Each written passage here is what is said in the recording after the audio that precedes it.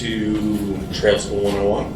I'm Brandon Lester. I work for Evergreen Mountain Bike Alliance. I'm based out of our statewide office in North Bend and been with the organization for coming up on 3 years now. So a little bit about Evergreen. We're the largest statewide mountain bike organization in the U.S. currently. A 501c3 nonprofit. We have over 9,000 members across the state.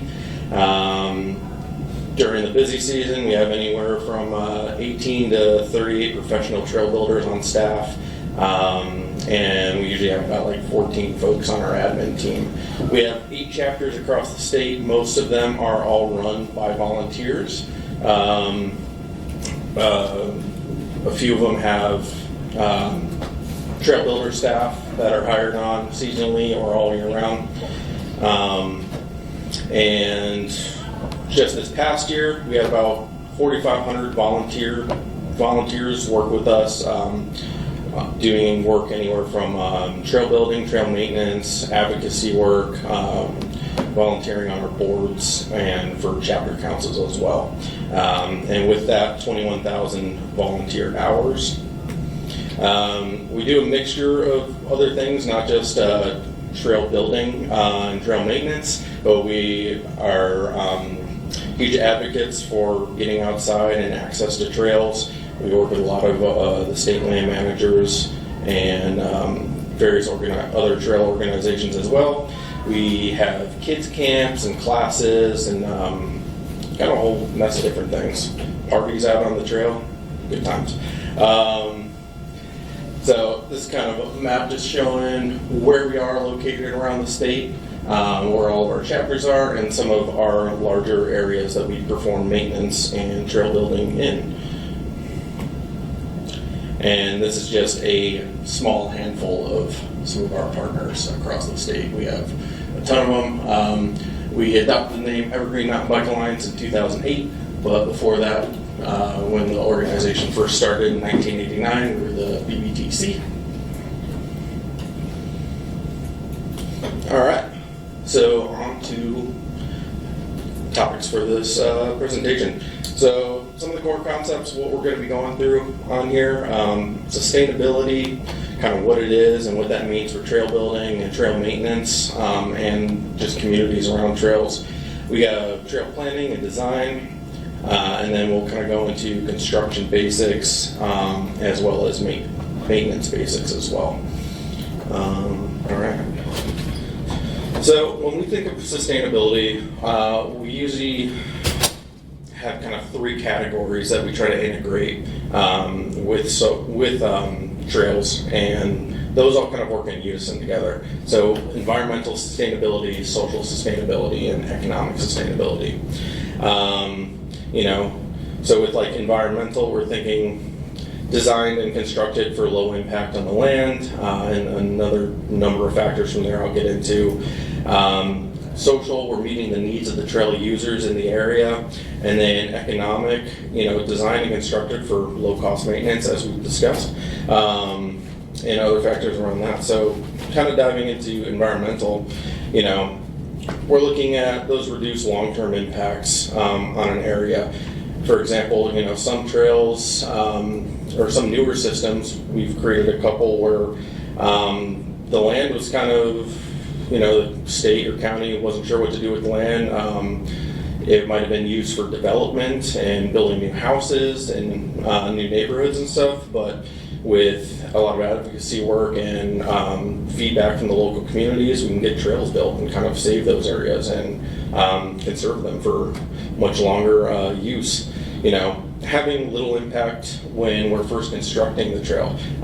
Contrary to popular belief, most trail designers and builders are not trying to kill all the trees in the way of the trail. We are trying to design around them and preserve that as much as we can. So little impact on the initial thing. And then protecting cultural natural resources. That's why we have so many processes, SEPA and NEPA, that go into trail building and trail maintenance. Future looks, like when trails that have been built then get adopted into systems and stuff. All of those are, those kinds of environmental and cultural assessments are done. And if they pass, they get adopted. If not, then they get disassembled and naturalized back to what they were. And then the last kind of bit is inspiring the next generation of trail users and trail stewards. Show of hands, before you got into the line of work that you're in now, how many of you hiked on a trail? Look at it, worked. You're here now. So that's a huge part of, and then that kind of leads into when we're looking at the social aspects. We're looking at that community, that inspiration, that connection to nature that trails can provide people. When we're thinking about social, we're talking about meeting the needs of the trail users. Who is in that local community? What are the needs out there? Is it a large equestrian community? Is it a large mountain bike community? Hikers, mixed use? What's missing in that area? Where's the nearest trailhead? So accessibility is huge when it comes to trails and sustainability of those. Providing that access to nature, and other aspects around social, we're looking at reducing user conflict. So if you have a trail system that's already created and you're running into a lot of user conflict, either between users of the same user group, different user groups, what have it, there's methods you can take to counteract that without building a whole other trail system. So using those kind of techniques, and then deterring like road building. If there's something missing in an area and the locals in that community start just building what they think is missing and what they want, that causes a whole other mess of issues with advocacy, with working with land managers, local organizations. We see that all the time. So we want to deter that from happening and give the users in that local community what they want, and have that kind of relationship between land managers and the local communities. And then generating advocacy. Like I mentioned before, people like having ownership of the area that they're in. They like the trails. And we see it all the time with a lot of our user groups where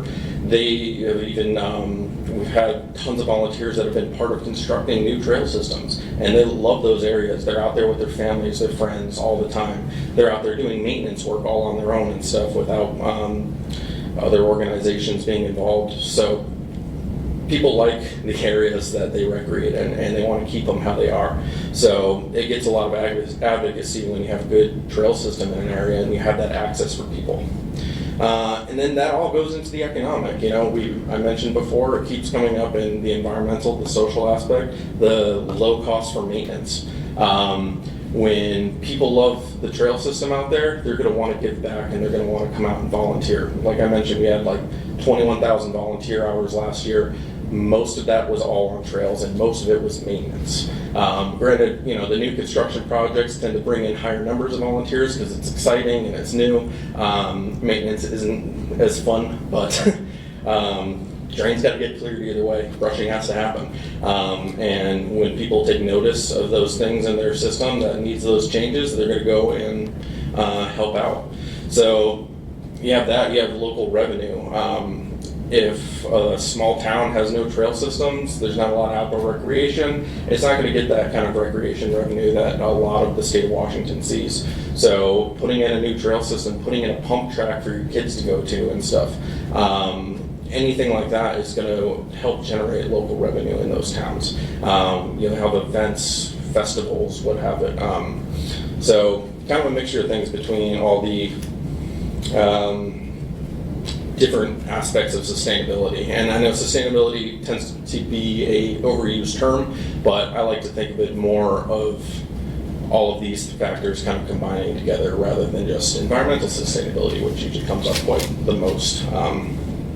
So a good kind of case study and example of that we experienced with our organization over in our hometown, essentially, is in North Bend, is the Tenant Trailhead. So this was a huge partnership between multi-organizations, the local tribes, the local mountain bike community, trail runners, hikers, the neighbors around the area. Everyone got involved. This piece of land was set to be developed for new houses and stuff like that. And the community didn't want that. They said no, and eventually we were able to get funding, and designs put in place and start constructing a new trail system over there. This now offers a new place for us to have our education, like our kids' camps and stuff like that. So people can come. It's within riding distance from the town. When we had the grand opening, there was like 50 mountain bikers riding through town, parading over to the trailhead. And it was a cool, like, really awesome event. There was not just mountain bikers. When we got there was hikers, trail runners, like I said, the local neighbors, tribe, RCO was there. So it was just a huge event where all of these things were all coming together. And when we constructed those trails, majority of them were built by volunteers. So it allows us to stretch our funds a lot further when we have a community that is behind the work that we're doing. And it provides a lot more ownership over the trails when you get the community involved and give them that ownership of those trail systems. So that was a really cool example we had for that. So yeah, diving into just kind of planning and design, what we're looking at when we're thinking about building trails. We're just going to overview some of the factors that go into that, such as like user experience and a couple cool little things that I like to talk about. So starting with the user experience, when you have a trail system or a lack thereof a trail system, what are the intended users? What's missing in that area? That's the first thing you're looking at. If it's an already existing trail system, is there a lot of user conflict that's happening? Is there a lot of degradation on the trails? Are the trails getting overused? Is it at max capacity? What's happening over there? If it's, bike trails, are we missing, is there only downhill, really, black diamond, hard, kind of rough, rugged trails, or is there a good mixture of like blue and green and stuff for kind of the whole family and of all skill levels? That's usually what we try to do with any trail system we're putting together is we think of progression in mind and putting those together. Is there a lack of hiking trails? Is it just a bike-only area or equestrian-only area? Lack of equestrian trails. Is it adaptive friendly? So I don't know if anyone was in the adaptive presentation that was here earlier. I don't know which room it was in, but adaptive bikes, there's certain requirements for those trails. So those are the things that you want to start looking at. And then going from there, like if it's a small system, you can make it feel a lot bigger by having less intersections of trails. There's various ways that you can spread around folks on these trails and make them seem bigger and increase their max capacity essentially and spread out the usage. So one thing that we usually like to talk about with that is stacked loops. So this is a real popular system for a lot of different trails, and we find it works really well with multi-use trails, is having these stacked loop systems where, you have your small core, like inner loops. These are like people coming after work and hitting the trail and going to ride over there, or your kids, you're out there with your kid on the bike or hiking around, they can't go that far. So you have your small like little loops kind of in between. And usually like for like mountain bike trails and stuff, that would be like the green trails. They're really easy, not insane climbs and fast descents or anything like that, relatively green trails that you're riding on. And those are really easy to have as multi-use because it's slow. You can have a lot of different users. Usually those kind of trails you want to be a little bit wider, have really good sight lines. That's something I'm going to mention a lot is sight lines. Brushing that corridor back really far and increasing that visibility. The further ahead you can see, the safer the trail is going to be for all users that are on it. Then you go out to your middle loops, you get your blue trails, maybe some small black trails here and there for like mountain bikes, and this is where you start seeing maybe some more directional trails. This helps a lot with those user conflicts where you have a downhill only trail for mountain bikes, and that's it. You have the climbing trails that are multi-use and kind of for everyone. It helps to kind of spread those things away, or spread those out so that way you're not having all these different user interactions that could be negative. If the mountain bike's coming down the trail really fast and you're on your horse or you're hiking with your kids and stuff. So you want to have those directional trails. And then you got the big outer loops. So when you have these loops like that, not everyone's going to be all in one area. You're going to have the folks that are out there for the long ride and or hike or whatever, and they're out on those outer loops way out there. So everyone's a lot more spread out, and it can make a system feel a lot bigger than it actually is and keep users apart, because, you know, you got to think, why are people going out there? Are they going out for exercise? Are they going out to be alone in nature? And, you know, I live in the Seattle area. Those trails are busy. I don't know if anyone else is from that area or if you've been over there, but I mean, a lot of the trailheads in Washington, they get busy. It's, you know, outdoor recreation is huge here, so it's amazing to see, but, you know, depending on your trail system and what you're looking for, it's going to have different, you're going to see different uses and needs.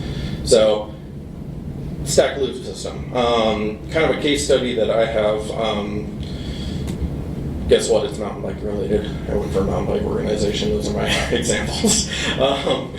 Is Raging River State Forest. So this is kind of a great example of how stacked loops is helping with maintenance costs in an area. So Raging River, these trails, if you've ever been to that trailhead on a Saturday, it's packed. There's cars going all down the road, everything like that. I'm sure everyone's seen that at a lot of trailheads out here.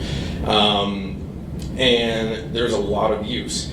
And it's a type of trail system where it has a small core, like, inner loop, and then, as I said, like, it kind of goes out further, and you get longer and longer loops, so riders can, and folks can get spread out a lot further.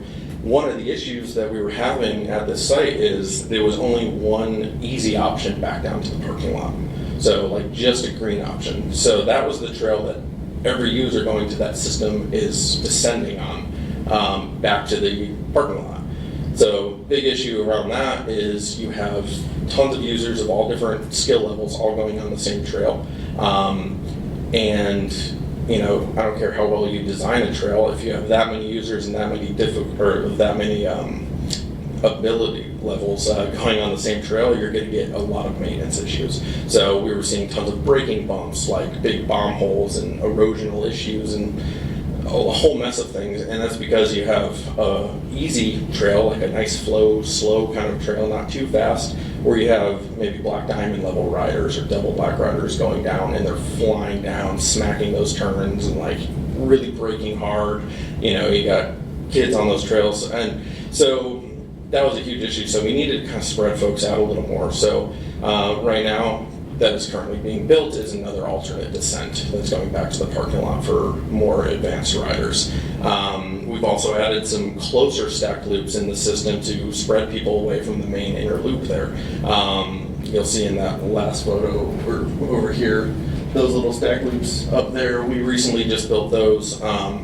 And that's giving riders a lot more options that are really close by. So it's keeping the area fresh, it's keeping it engaging, and we're keeping progression more in mind and that sustainability of you know, that usage on those trails and what that's doing to any kind of maintenance issues we have. So that's my spiel on stacked loops. Now going on to kind of the next thing that we're always looking at when creating trails or maintaining ones is grade. So first and foremost is looking at the side slope grade, not just the grade of the trail, because usually when we're talking about grade, we're thinking of that trail grade. But one of the most important for a sustainable trail system is that side slope grade. You don't want to have your trail on really, really steep side slopes. It happens, obviously, in some areas, but it's not the most sustainable. You're going to get a lot more erosional issues in those areas because water is moving faster. So, you know, when we're looking at those side slopes and how we want to build on them and stuff, we want to kind of keep in that like 10 to 40% range is pretty ideal. If you're on like flatter ground, that's also not that ideal either. I see a lot of trails that are just like on flat ground, and a lot of those older ones like that, you can notice over time they're starting to just rut out and get deeper and deeper and deeper, and then you get to a point where you can't really even drain them anymore. So when it rains, you get puddles everywhere. It's kind of a nasty thing. So you always want somewhat of a side slope to be building a trail on. And then those sustainable grades, like, you know, that somewhere around 10% grade or less for climbing up. Every now and again, you can get away with something a little steeper. We found in the mountain bike world, IMBA, International Mountain Bike Association, they put out like a lot of trail standards back in the day, and over time those have been adapted because they had like standards of the maximum grade that you can have a trail. And we found, as long as it's done in the correct way, you can have a really steep section just for a short bit. They shouldn't be extended for too long, but you can get those steeper little sections here and there and it still be sustainable and have less erosional issues as long as you're getting the water off the trail before and after those spots. So there's a lot of adaptation that gets involved in that. On top of grade, we're looking at the alignment, and when we think of alignment, we're talking about positive and negative control points. So sight lines, speed control, what all of that is looking like. A positive control point could be just a cool view, and you want the trail to go stop and check that out. A negative one would be a wetland.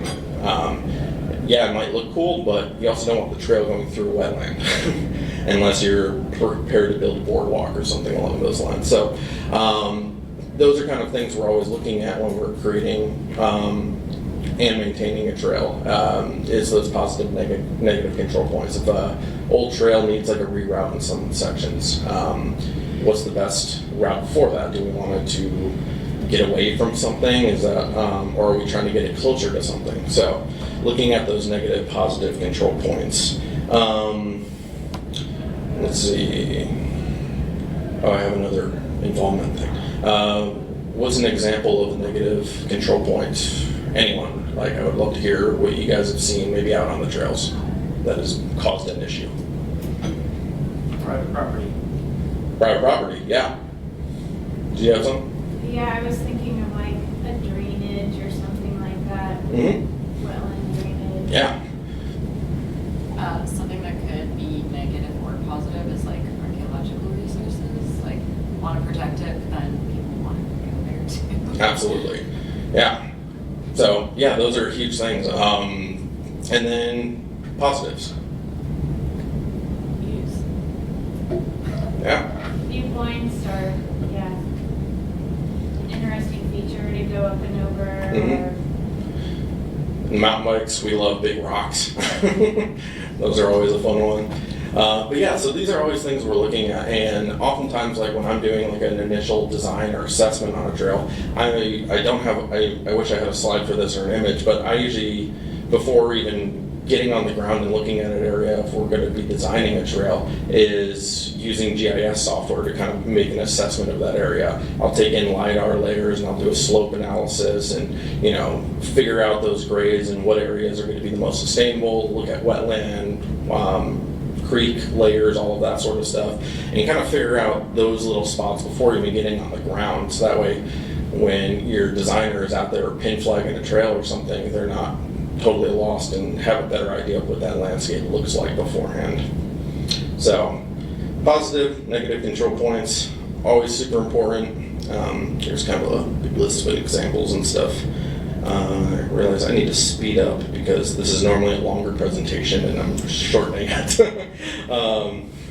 So, multi-use considerations whenever we're looking at constructing or maintaining trails. So, if we're looking at equestrian specific, I've mentioned, you know, those clearing limits, sight lines. We want larger sight lines for horses. They're tall, and when you put a person on top of a horse, it's even taller.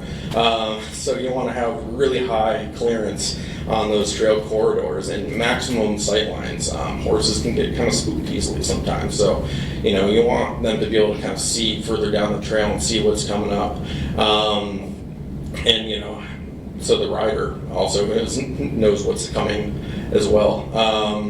And then, you know, there's certain considerations for structures and building requirements and stuff. If you think of like on equestrian trails, you know, pads for a check step need to be a certain length and width, certain height and all of that. So those are things to consider around that. For hiking specific, usually a lot less between mountain biking and equestrians. Those two kind of require a little bit more. The trail could be a little bit narrower than required for maybe a multi-use situation or equestrian or mountain bike trail. Turning radius on any kind of a turn could be a lot shorter. And, you know, if it's not ADA, you can have short steps going all the way.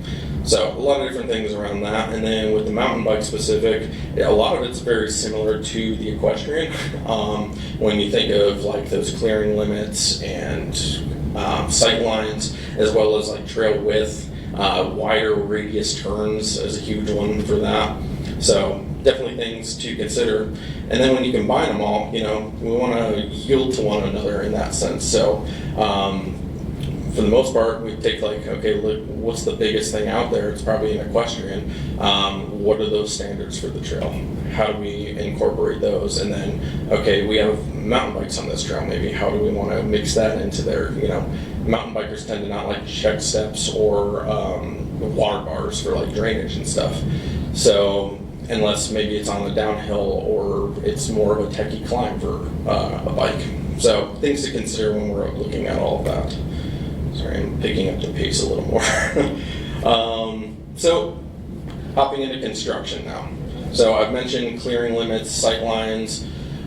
We want to make that trail corridor wide enough so folks can see what's going on, what's out ahead. As I said before, sight lines are huge. It makes it a lot safer.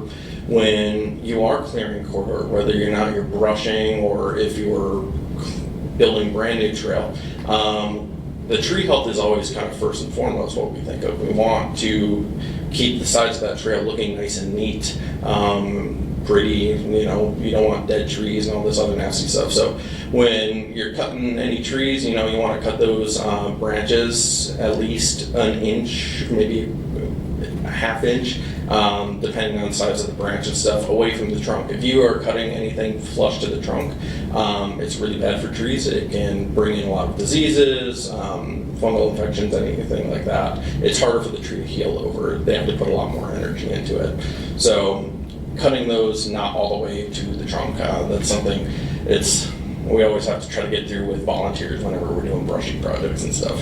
So I usually say the rule of thumb, and we use that also for the tools. You want to look at the width of your thumb. Maybe that's about how far away from the trunk you're keeping it. And then if it's bigger than your thumb, you're using a handsaw instead of a pair of loppers.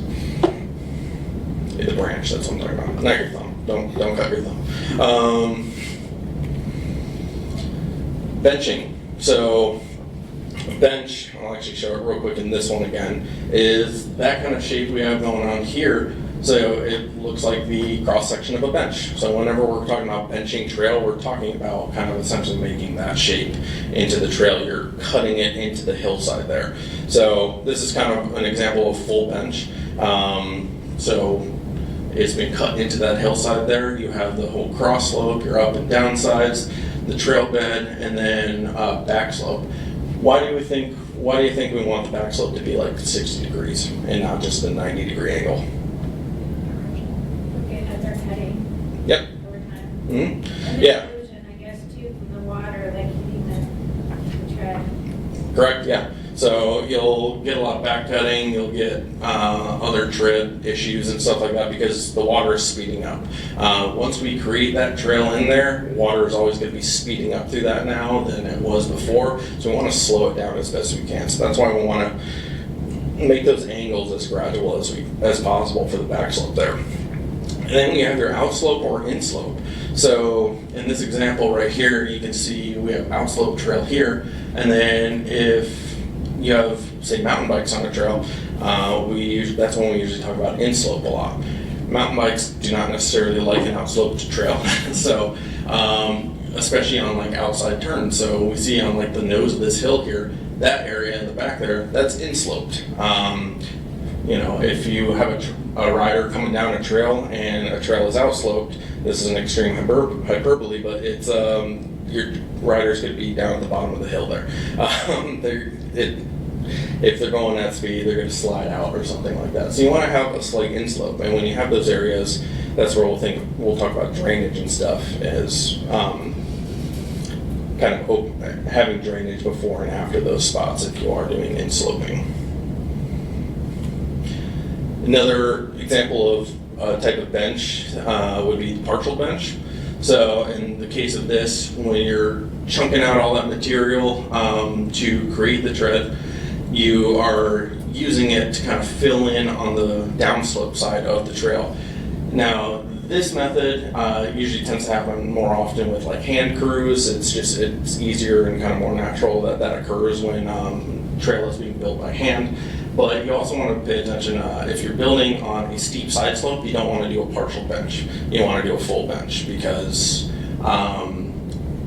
it's hard to support all of that trail that might be just kind of floating on the edge there. And that's where you kind of think about the soil types and like angle over pose and all of that. Like how well does that soil bind together? What is the natural angle? If you grab a handful of the soil in that area and you pour it down on the ground, it's going to form like a natural angle of how it piles up. That's what we call the angle over pose. So that's going to be the strongest way for that to sit essentially. If you have a really shallow angle over pose, you don't want to have that as a partial benched area. It's just not going to hold up as well. So you want to have soil that can compact really well in areas like this and have a shallower side slope. And then this occurs quite a bit. It's kind of a flat trail, and they happen all over. Just a lot of times it's just how you get over to the main part of the trail going up the hill or something from the parking lot, but you're going to have flat trails in a lot of different spots.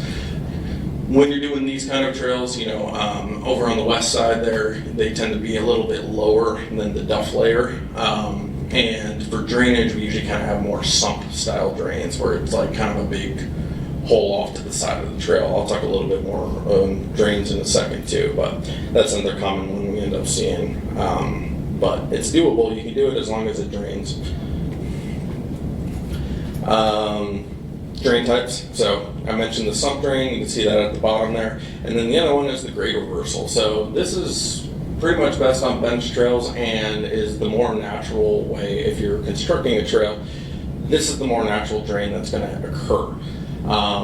Oftentimes, if your trail is designed right, you're looking at those low points along your flag line or something, and that's where you want to have drainage, and you want to make sure that those areas are being drained out. I'll talk about it in a bit, but I'll talk about it in a bit. So yeah, that's the grade reversal. That's a pretty common one. It's just the grade kind of shifts down and then goes back up. You can have that on a descending trail. It just kind of dips for a second there. For, depending on users, like if you have mountain bikes on a trail or something, you want to make sure that those are wide. You don't want that dip to be just a quick, short little dip there. You shouldn't feel it essentially, and you can notice it when you're hiking as well, or if you're on a bike. You shouldn't feel that dip. It should just be a natural kind of flow on the trail. So make sure you kind of widen those out if you are putting in grade reversals. And then rolling grade dip, much more popular method on mountain bike trails, is you got that kind of roller that helps you kind of pump and hold speed. It's a little more aggressive to get the water off the trail. So say it's a steeper section of trail and you really need to get water off, having that kind of roller in there to kind of stop the water in its spot and allow it to sheet off the trail. That's another kind of popular method for drainage there. So good water management, bad water management. So this is the section I was going to talk about a little bit, is where grade reversal, where drainages are located if you are, say, maintaining a trail or building a new trail. One issue that occurs often that I see on most trails, especially trails that have been around for quite a long time, is the location of drainage. So we always have it at the low point of a trail. Oftentimes I will see that low point on a outside turn. So what happens there is, like, say,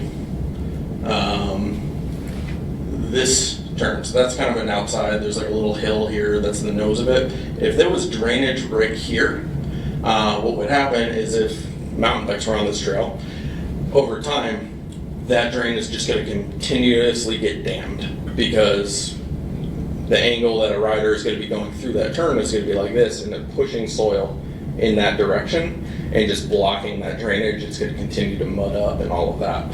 So good drainage when we think, especially on like multi-use systems, and I see, like I said, I see that all the time. If there is any insloping in any areas or there's a turn, you don't want to have a drain in the middle of a turn. So oftentimes, so like this is like a big climbing turn right here in this photo. And what we do is you have a drainage up on top and you have a drainage at the bottom. And you want to make sure that drainage is at the straightaway. If it's not at the straightaway, if it's on the turn, it's going to get dammed up from bikes going through that spot. So here's some kind of examples of where not to have drains. We have a low point here on the turn, and then someone dug a drain over there. The water is all filling up here. This is the low point. So one, that spot's not even working, and it's just too close to the turn where it's just going to continuously get dammed up. So if you're maintaining an old trail and you know that mountain bikes use that trail and you see a drainage that is on kind of an inslope or an outside turn like that, it might be time to shift that drainage to a different spot because it's just not going to be that sustainable. It's going to continue to get blocked up before it even works. So moving that. That's another spot. It's just a low point on an outside curve. Again, that's the most common thing I see out on trails. It's just those low points on an outside curve.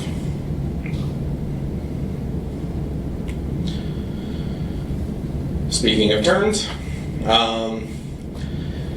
if you are on a multi-use trail, oftentimes like multi-use like trails where we have mountain bikes allowed on them and everything, we don't necessarily always build berms. Berms are great on like mountain bike specific trails, but they're not really the best for some multi-use trails. Although I have heard that trail runners really like berms because they're allowed to hold their speed through the turn rather than like hurting their knees by trying to slow down. You're nodding, you agree. So yeah, that's one great use on berms. If you do have berms on a trail that is multi-use, you want to make sure those sections are wide so that way any user that's going through there is going through and they're not walking on this like steep angle and could hurt their ankles or anything like that. But yeah, when we're looking at turns, we want to think of what the users are on those trails, as I mentioned before, and that kind of determines the radius. Other factors that determine radius would be speed, the slope of the hill, the side slopes and everything. If you have a very high-speed mountain bike trail, you're going to have really big turning radiuses. If you have just kind of a little climbing trail or a general multi-use trail that's slower speeds, you're going to have a smaller turning radius and you're not going to have much of a berm. It's going to look more like this, where you just have kind of drainage there, there's drainage over there, and just a little insloping going through there. So, and then if you're building a full-on berm, you want to hack it in lifts. So we usually are only doing that in kind of a wetter season when the soil is actually hackable.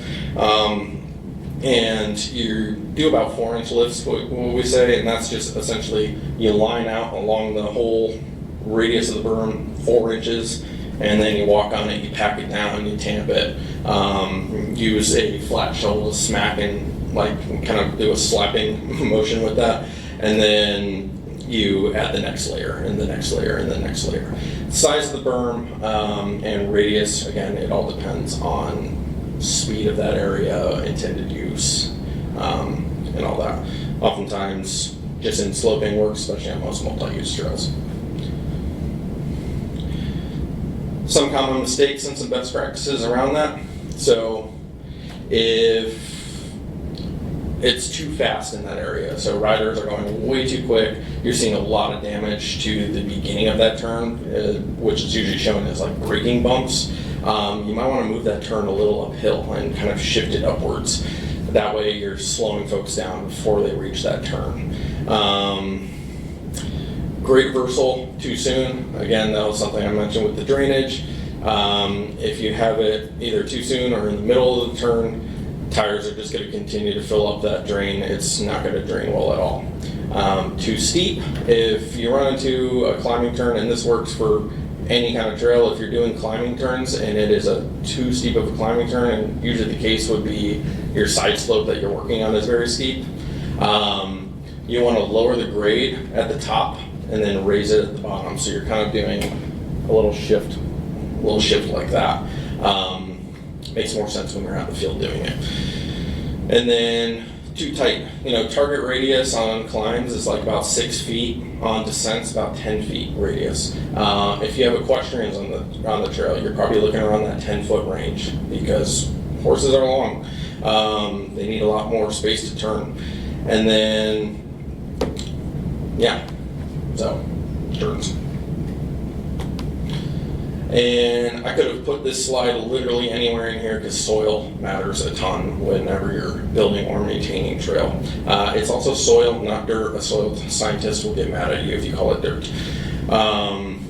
So differentiating between the soil layers and stuff is super important, knowing the soil in the area that you're working in, because you want to kind of differentiate between that duff layer and that soil layer. Out here on the east side, not as much duff out on the trails, but on the west side, sometimes it's like a foot of that stuff. It's insane. And that doesn't make for good trail dirt at all, tread soil. It causes air gaps as it decays and stuff in the soil, so you want to remove all of that as much as possible if ever you're building trail. And then you want to kind of think of, again, I talked about angle of repose in those areas. What does that soil feel like? What is the plasticity of it? Does it compact really well? Does it just kind of slough off really easily? Is it sandy? One of my coworkers, he can go off for like 5 hours on soil. I can't as much as he does. But other things to consider if you're working in burn areas and stuff, a lot of times those areas aren't going to hold up as well because if an area was totally nuked by a really hot fire, all the organics are just kind of gone in that soil. You have a lot of ashy layers. If you hit an ash pocket while you're digging trail, you want to dig that all the way out as best you can, or else you might have a hole in the middle of your trail because a stump burned all the way down through its roots and stuff. So things to consider whenever you're working around burn areas. Soil is definitely a lot more important, and you want to avoid really steep side slopes in those kind of areas because it's just going to erode like crazy. So on to the maintenance bit. Trail is built, everything's well designed, but maybe it's not. And maybe you need to make some changes, or it's just the general maintenance. So kind of going into just drainage, pretty classic. It's just clearing out. What happens over time is you get a lot of deposition in these drains. So as water is flowing down the trail and exiting those drains, it's just depositing soil all the time, and they will fill up. So seasonally, you usually need to go through and clear drains. That's what a lot of our volunteers are doing this time of year and through the winter and then into spring, is just a lot of drain clearing because it's the wetter season. So talk about graded versatile type drains. So first, you're just kind of removing that top layer. Oftentimes, we're just using rakes and stuff for that, or McLeod, scraping that away, or removing any big debris. And you want to bring it back as far as you can. Oftentimes, we see on trails when folks are clearing drains, they just kind of dig it out a couple feet away from the trail, and that's not going to help. It's just it's going to fill up really fast as water flows into that, and it's going to deposit dirt a lot faster in that area. So clearing that out as far back as you can, and then you dig it all the way out. We usually say bring it out to daylight and stuff. You want that water to just disperse, not just stop at the end of wherever you stop digging. So clearing it out as far as you can. And then as you can see here is that transition. Whenever we're clearing drains, we're not just clearing here. We're clearing all the way back because soil deposits right here in the middle of the tread as well, and eventually those become high points.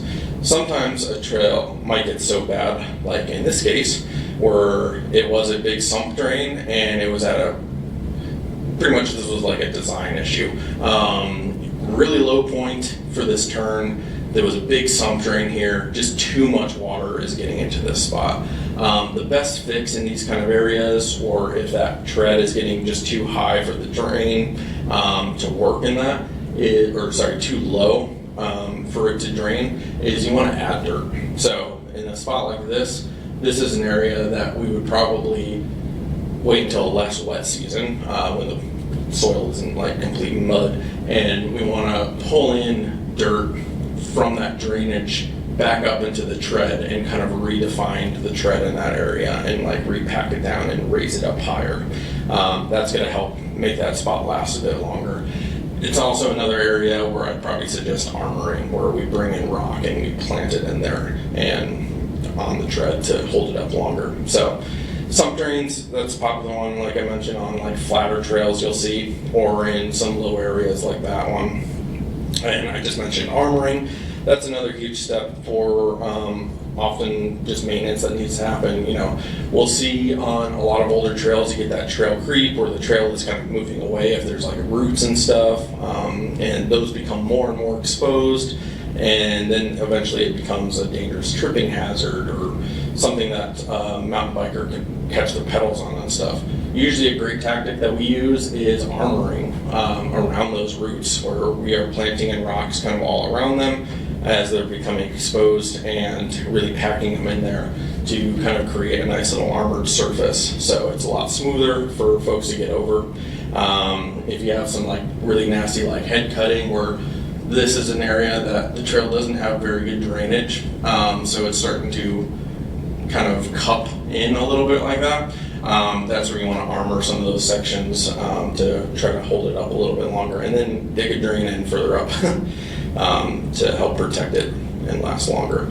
And then oftentimes like with the root protection and stuff, so if you have a section where you know you want to protect the roots of the trees, you can kind of build up a check step right there. As long as it's not too high, most equestrians, mountain bikers, hikers can get up and over that, or in the other direction as well. So check steps aren't always that bad. If anything, they act as a fun trail feature for mountain bikers, and it just helps with grade as well.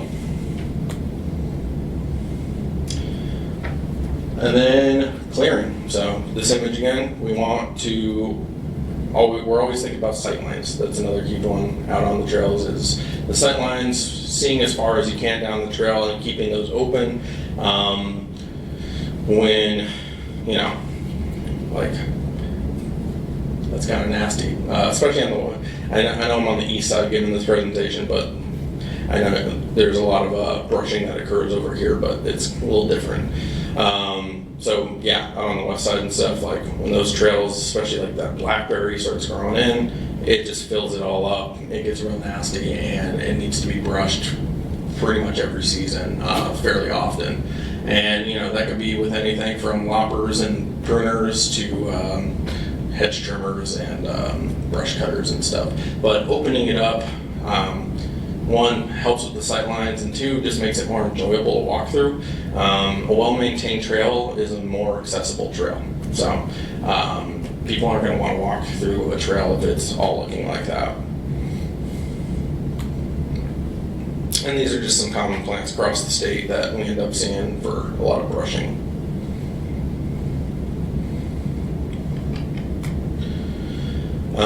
Not as popular on the east side, but very common again on the west side, is clearing trails. So when you get pine needles, leaves, even out here on the east side too, like any debris with like plant matter and stuff that's on the trail, it is really good practice. Even if you're not on a mountain bike, you know, the mountain bike, it gets real slick and stuff like that. It could be dangerous, but even if it's hiking or equestrian, just any kind of trail, you want to try to clear all that off, because all of that is going to clog up your drains a lot faster. And that's kind of all I got. Any questions? I have a couple, but I'll Yeah. start with one. Do you have any good examples of speed control on multi-use trails? I know you mentioned like chicanes, but if you're kind of trying to make a multi-use area and maybe you don't have as much of an ability to have the expanded sight lines, what are some things that you can add to kind of slow bikes down and like let them know that there might be areas of conflict? Usually pinch points or reroutes going uphill helps a lot with that. Like having a clear obstacle, as long as you know, you want to make sure it's very visible. So like you want to have those sight lines beforehand, and that might be putting that obstacle a lot farther back from the area that maybe you're thinking of. Something that because you're kind of messing with like rider psychology at that point, where you're like thinking what's gonna like kind of make them hit their brakes essentially.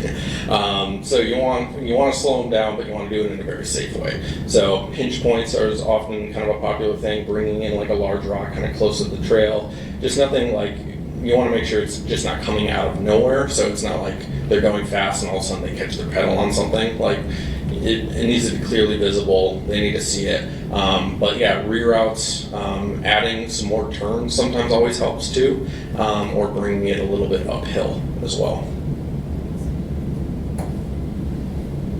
Yeah, I had an outslope question. Yeah.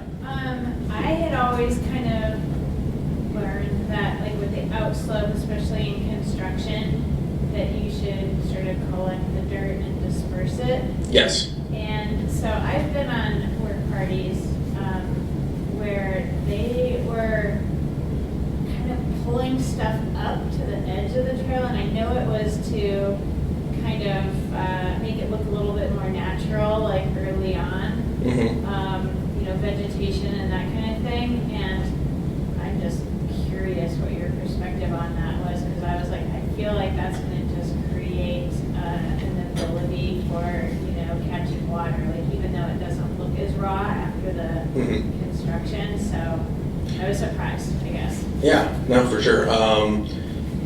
If you're not using the soil that you're cutting out to bench the trail, get rid of it. Broadcast it, spread it away. If you're pulling stuff up to naturalize, like make sure it's nothing big. Usually like easy naturalization just for like the start.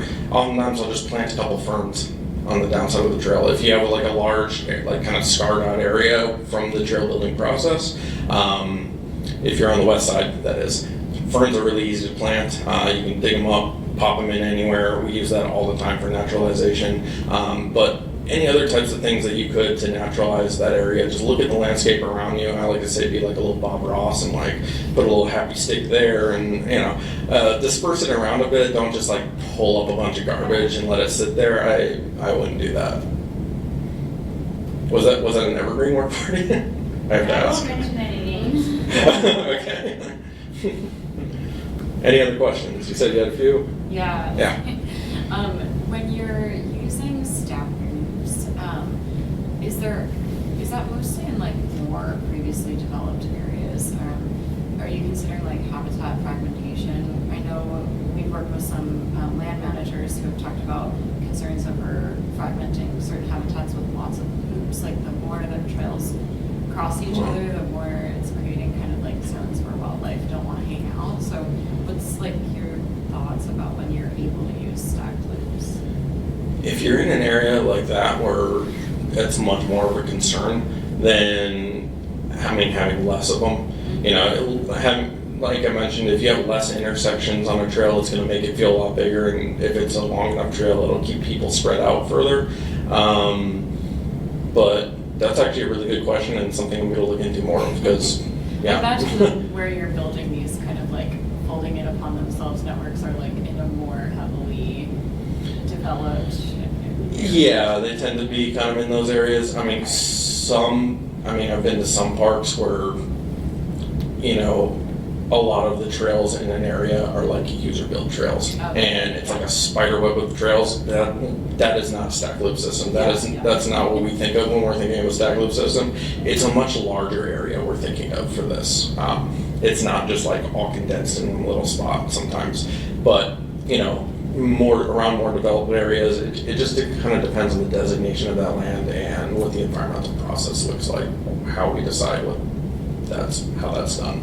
Oftentimes it's, the land manager's decision, not ours. So. Yeah, I guess I was just going to respond to that from a land manager's perspective. I think it's often better to have the stacked loops and have it be in an area where you can say, if we provide this access in this area, we can prevent it from, sometimes those longer trails that, go across the landscape can then fragment a much bigger area than like deciding, okay, we're going to provide stacked loops and everybody wants to stay in this area and you're impacting less habitat.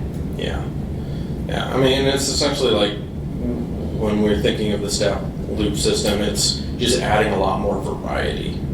It's not saying we're like adding tons of trails for that. It doesn't have to be a ton of trails. It could be like 3 trails. It's like one loop, another one, and then another one, kind of like that. It doesn't have to be a ton and have all this crazy everything condensed early or anything like that. So just adding more variety, some stuff further out, some stuff close in. Yeah. So this is a social question. Every fall, when the park district that we work with is out blowing the leaves, and we help pay for some of that crew time, there are social media posts about how ridiculous it is that all the trails are being blown out of leaves. You know, people like walking through the leaves, and obviously that we know there's a real reason for it. But I'm just curious if anybody in the room has suggestions for how to counter these beyond repeating the message every year. I mean, I would say, I personally, I haven't seen that. Like usually, I mean, especially with mountain bikers, they're all like, "Thank you for blowing those trails off," because it's like slick. They're multi-use trails, But I mean, I would say the best way of getting around that and like communicating with the community about that is just talking about the sustainability aspects of it.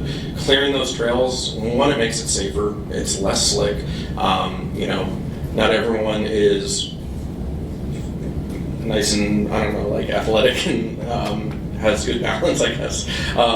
But you're also thinking of like the drainage issues and stuff. During the time of year when we get a lot of leaves on the trail, it's wetter.